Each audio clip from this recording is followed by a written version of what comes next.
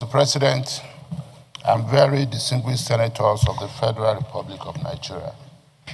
Mr. President, there comes a time in the life of every nation, organization, or individual when you come to a decision that first you recognize that this is a turning point, and two, that it must not be business as usual.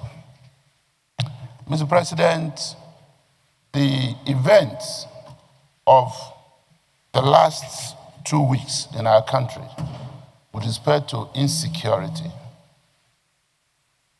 have further shown that on both sides, something needs to be done. On the side of government, we have seen increased efforts at trying to combat these insecurity challenges headlong, while on the part of the Nigerian people, we have also seen concerned positions. We have seen frustration. We have seen well-founded fear that unless something is done urgently, we may be losing it as a nation. Yet we must not. Mr. President, as a parliament, we are not unaware of the efforts of the federal government in moving so swiftly to secure the lives of those who were kidnapped. In fact, we have witnessed an unusual situation at the level of recovery. While those were happening, we're also being told of different narratives. But what is important is that a lot of people kidnapped, at least from Kwara through Kebbi to Niger, a lot of them have regained their freedom. At what cost is what a lot of Nigerians are wondering. Some Nigerians have said government negotiated to get them out. Those are facts that only the people in charge of our security can be able to confirm. But one thing that we have also witnessed and recognized as an official position of government is that government has not been paying ransom. What is good news about this, that no one can run away from, is the fact that these people regain their freedom without a life being lost. However, while Nigerians are celebrating the fact that no life was lost on the side of those who were kept in captivity and who regained their freedom, Nigerians are not smiling at the fact that they did not read or hear about lives being lost on the part of those who took them into captivity. In other words, some Nigerians have argued, show us that a bullet was shot to regain this freedom. But we are not insisting on one style or approach.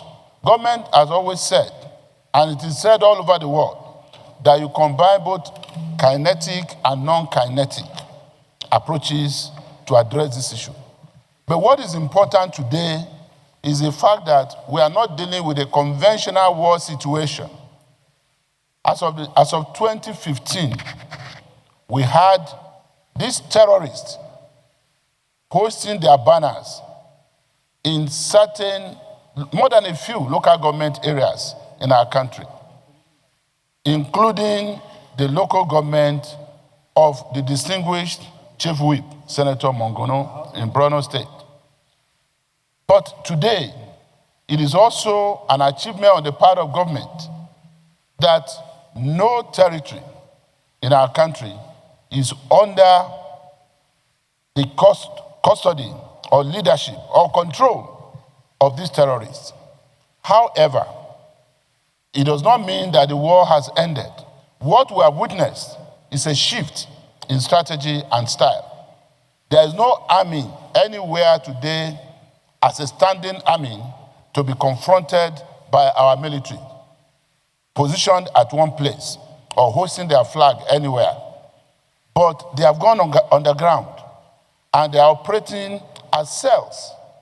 So what this means is that because it's no longer a conventional warfare, there's also the need for us to continue to adopt styles that will make it easier for our military to engage, these people. And I also want to appeal to our colleagues in the parliament, both at the federal level and at the state level, that this is not the time to grandstand. It's about security of lives and property. I witnessed some of the debate by some of our colleagues on the floor of the House of Representatives yesterday.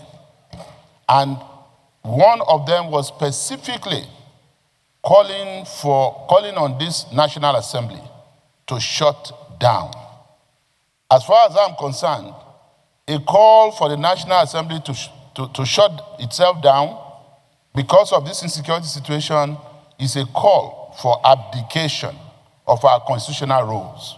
We're a part of this government, and we did not start this problem.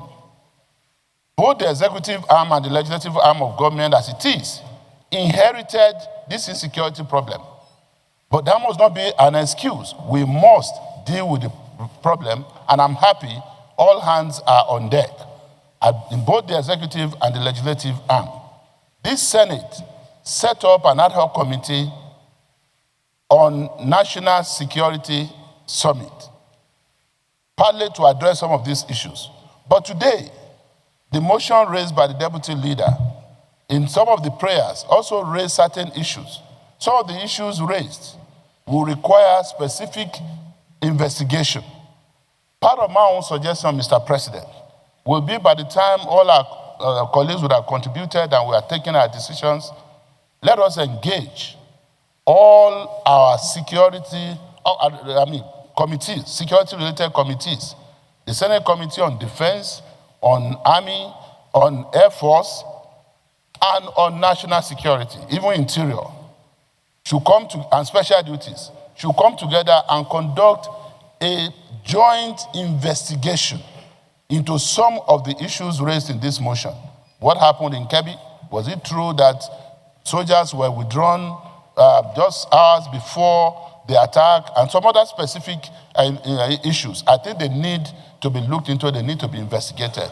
However, I also feel that if we are calling on the President and Commander-in-Chief of the Armed Forces to rejig the security architecture of the country, which has become necessary and which a lot of Nigerians are also clamoring for, I feel that it's important in-house for us as a Senate to even look into our own arrangement. As a senator and as a principal officer, I am not impressed, for instance, with the performance of the Senate Committee on Security and Intelligence. And I feel that that's an area that we need to look into. Some of the motions that the single senators are bringing, some of the concerns being expressed by some of our colleagues are things that I believe our Committee on Security and Intelligence could have been, on top of. So at this point, I think that should be part of our own starting point, to even look inward and see in what areas we can do the rejigging ourselves to give us the credibility to keep calling on the executive arm of government to rejig our security architecture. I thank you so much, sir.